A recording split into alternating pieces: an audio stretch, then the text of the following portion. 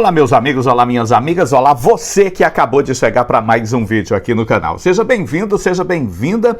Hoje é mais uma edição do Cido Responde e vou responder várias perguntas que o pessoal tem feito nos comentários. Eu já tenho explicado para vocês que eu não consigo muito responder lá nos comentários, mas eu respondo aqui no vídeo, inclusive explico melhor e aí fica bom para todo mundo entender o assunto. Se você não me conhece ainda, muito prazer, eu sou o professor Cido, sou especialista em botânica, especialista em agronomia e 3 vezes por semana eu tiro um tempo, tiro meio dia do meu tempo e venho aqui postar um vídeo trazendo conhecimento técnico e científico sobre rosas do deserto para ajudar você a ter rosas do deserto cada vez mais bonitas, cada vez mais saudáveis, cada vez mais prontas para florescer. E hoje, gente, ó, não faz parte do conteúdo do vídeo, mas eu tô com essas duas plantinhas aqui. O que você acha? São estacas que eu peguei o pedaço do galho, eu acabei de cortar ali e coloquei nesses potes, ou são algumas que a gente conseguiu enraizar? Então fica essa pergunta para você, você vai respondendo ela aí para mim, já pode responder lá no comentário, é a estaca que eu coloquei aqui ou já estão enraizadas? Responde lá para mim que eu vou mostrar durante o vídeo o que realmente são isso aqui. Agora deixa eu voltar aqui para dentro porque tá pingando água. A primeira pergunta que eu vou responder, que está lá nos comentários, é da Maria Zélia. Olha aí a pergunta. Quantas vezes posso regar minha rosa do deserto? Bom, depende de quantas vezes por dia você está perguntando. No mínimo uma, né? Por dia. Gente, ó, esquece aquelas regras malucas que o pessoal fala que rosa do deserto só rega quando tá seco, que não sei o que tem que deixar que secar. Não tem que deixar a sua rosa passar sede, passar fome, porque uma coisa está ligada com a outra. Se falta água, ela fica um período sem te retirar nutrientes do solo e passa sede e passa fome. Então você deve regar a sua rosa do deserto pelo menos uma vez por dia.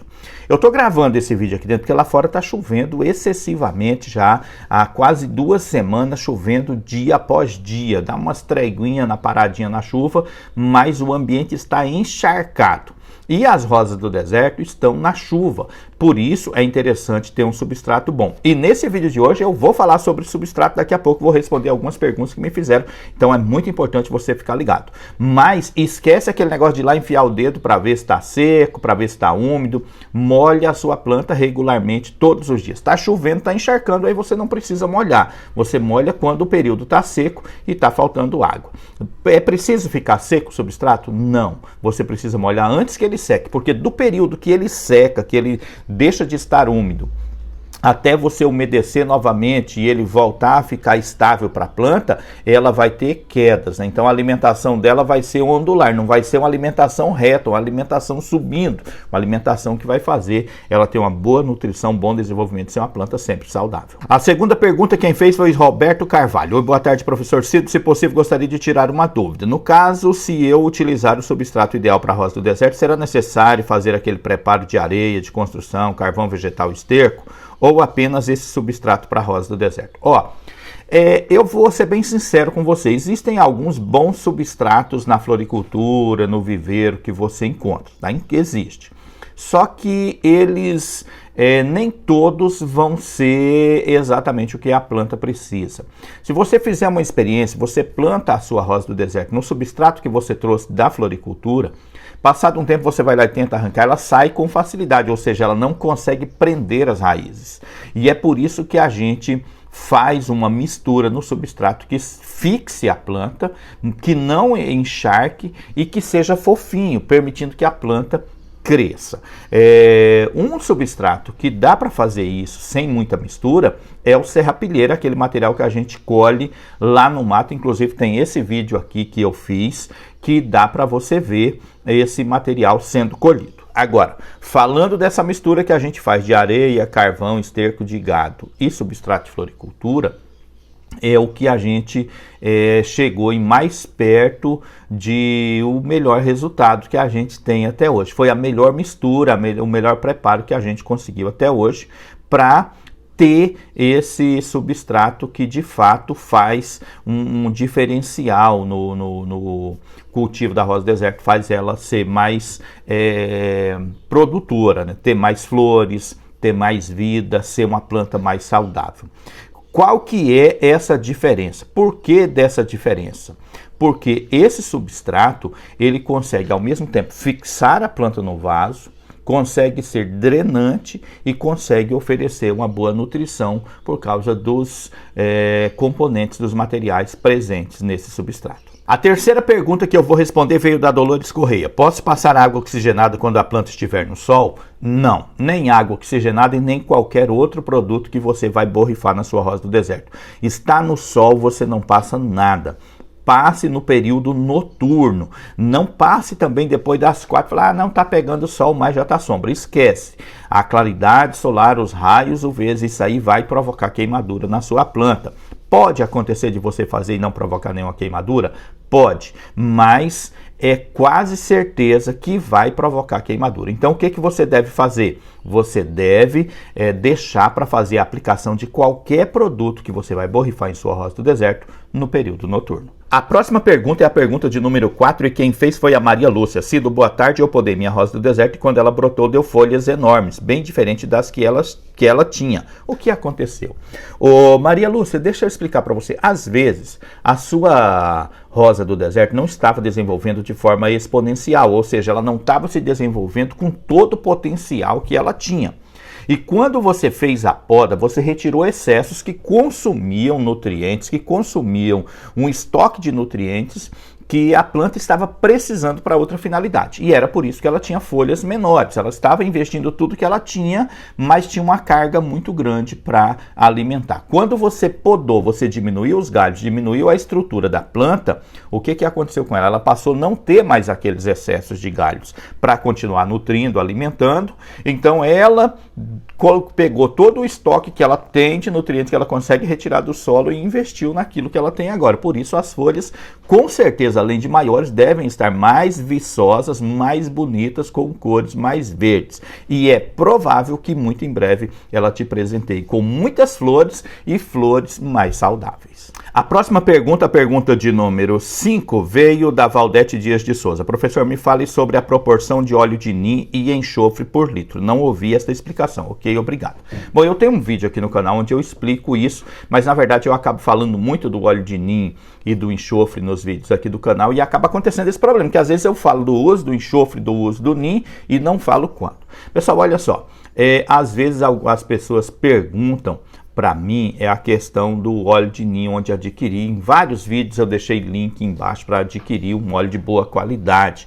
Não é óleo mineral, gente, não é óleo neném que algumas pessoas andam comprando no supermercado da cidade. Não, o óleo de nim é o óleo feito a partir de uma árvore indiana, uma planta chamada nim. Eu vou colocar aí as imagens dela. Ela tem sementes e o processo é similar ao processo da extração do óleo, do azeite de oliva. Só que as sementes do nim são bem menores, mas o processo é algo bem parecido para fazer a extração. E esse óleo, ele é biodegradável, ele é excelente para o uso na plantação, uso na mangueira, no chiqueiro, nos animais. Ele é muito bom, tá? Então ele tem essa ação biodegradável, ele tem o poder de repelir os insetos e também eliminar muitos insetos, principalmente os que andam, os que se locomovem nas plantas, e isso faz com que eles fiquem pegados, fiquem grudados e acabem não conseguindo sobreviver.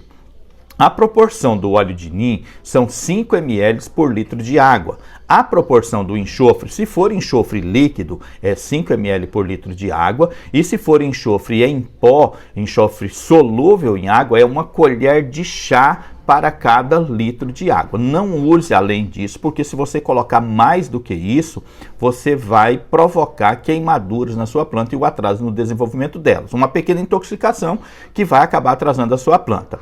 Você pode usar nessas quantidades um pouquinho a menos, mas nunca muito menos do que isso que eu estou falando, porque você pode ter problema também com não dar resultado e você acabar só gastando o seu produto. A próxima pergunta que eu vou responder é a pergunta de número 6, a pergunta da Ilma Almeida da Silva. Boa tarde, professor. Meu nome é Ilma, gostaria de saber. Eu faço o meu próprio adubo, coloco a metade de areia e outra metade de adubo de gado e terra preta, e no fundo coloco pedra brita para escoar água. Tá certo ou errado? Me responda, por favor.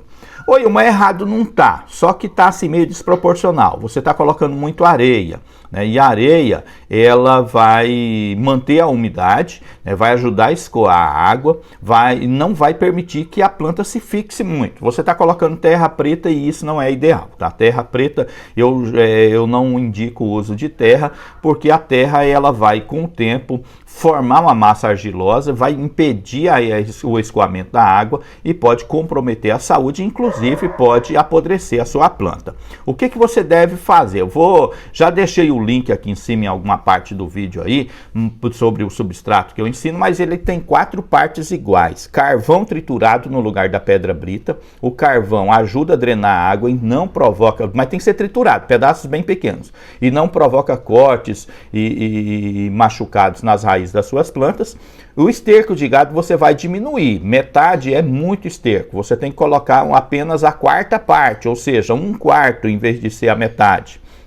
Você vai colocar a 4ª parte de areia e vai colocar o substrato de floricultura. Esse material, ele é orgânico e ele ajuda a escoar a água, vai te ajudar, vai melhorar e vai fazer com que a sua rosa do deserto se desenvolva muito mais. A planta vai fixar, vai extrair nutrientes, vai ser um substrato que não deixa ficar muito molhado, muito encharcado, e isso vai te trazer um ótimo resultado no cultivo da sua rosa do deserto. A pergunta de número 7 que eu vou responder, também a última de hoje. Bom dia, Cido e Norma. A areia não compacta esse substrato, a areia demora para secar, mas vou fazer substrato que você ensina e depois volto para te falar, tá bom?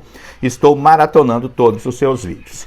Ô Marta, deixa eu explicar para você. A areia, ela tem exatamente essa função de manter o substrato úmido. Eu já falei no vídeo de hoje que uma das coisas, um dos equívocos, um dos erros que a gente pratica é achar que o substrato deve secar. Ele não deve. Ele deve permanecer úmido, mas não encharcado. Então a areia ajuda nesse processo, mas também ajuda a escoar o excesso de água. É um material que fica úmido, mas não fica encharcado. E isso é o diferencial que a areia tem.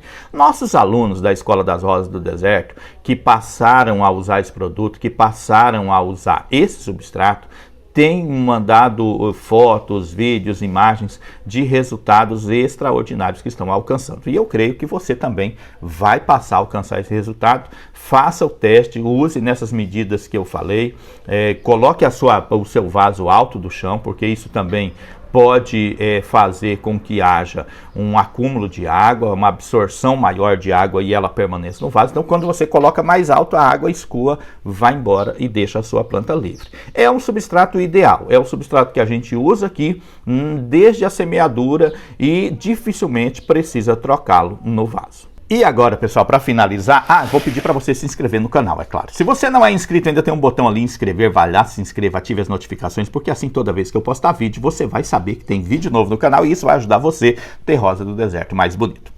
Há um tempo atrás eu fiz um vídeo, tá aqui o link dele, chama-se Enraizamento 30D. Enraizamento 30D é uma técnica que eu pratico e que eu acredito que se você ver por aí vai ser depois do que eu fiz, não vai ser antes. Então assim, eu já vim ensinando, já ensinava na escola e fiz o vídeo aqui no canal e é das técnicas que a gente usa aqui para enraizar rosa do deserto. Então essas aqui são estacas que já foram enraizadas, tá? Já estão aqui há algum tempo. Eu fiz o vídeo. Se você assistir o vídeo aí, você vai ver esse material nesse vídeo que eu fiz. Essa própria estaquinha aqui e essa outra também que está aqui, tá bom?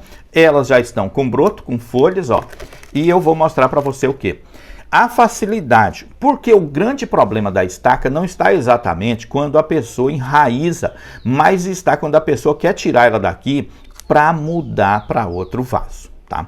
Então eu quero que você deixe um comentário lá embaixo para mim, dizendo se você tem dificuldade ou você tem facilidade para fazer estaca de rosa do deserto. Comenta lá se você já fez esse tipo aqui do 30D ou se você não conhece ainda. Como que eu vou explicar isso para você, gente? Ó, eu coloquei esse tanto aqui, ó, que você está vendo aqui na minha mão, uns 4 a 5 centímetros de pedra, pedrisco, esse cascalhinho de quintal, que você compra, pode ser pedra brita fininha da Casa Material de Construção, eu coloquei até aqui, aí eu coloquei esse galinho em pé em cima para ele não ter contato com o fundo e coloquei mais cascalho até aqui, mais pedrinha até aqui. E isso faz o quê? Faz que a água não pare aqui dentro, E como essa planta ela fica dentro de um vaso de rosa do deserto, as raízes sentem que lá embaixo tem água, lá embaixo tem terra, e rapidamente o hormônio da planta se desenvolve e faz com que as raízes comecem a aparecer e comecem a buscar aquela terra, aquela umidade que está lá embaixo. Então ela enraiza muito rápido e não corre o risco de perder esse enraizamento aqui, tá? Vamos dar uma olhada agora como que eu tiro daqui com facilidade, ó. Eu pego a minha vasilha, vou fazer mais baixo para não fazer bagunça. E ó, e olha lá como ela estava ali dentro. Não vem com terra, vem limpinha, vem bem enraizadinha, ó. Olha que enraizamento perfeito, tá? Porque as raízes ficam ali por dentro das pedras. Agora é só você pegar esse material, essa estaca e levar para o vaso, plantar no vaso da sua preferência, tá bom? Eu não vou tirar isso aqui porque se eu fizer muita bagunça, aí daqui a pouco a Norma puxa minha orelha. Gente, não se esqueça de compartilhar esse vídeo com seus amigos, com suas amigas, com as pessoas que, como nós, são apaixonados por rosa do deserto. Aproveita, deixa um comentário. O comentário é muito importante e o joinha também, tá bom? Eu espero você no próximo vídeo. Que Deus abençoe sua vida e até lá.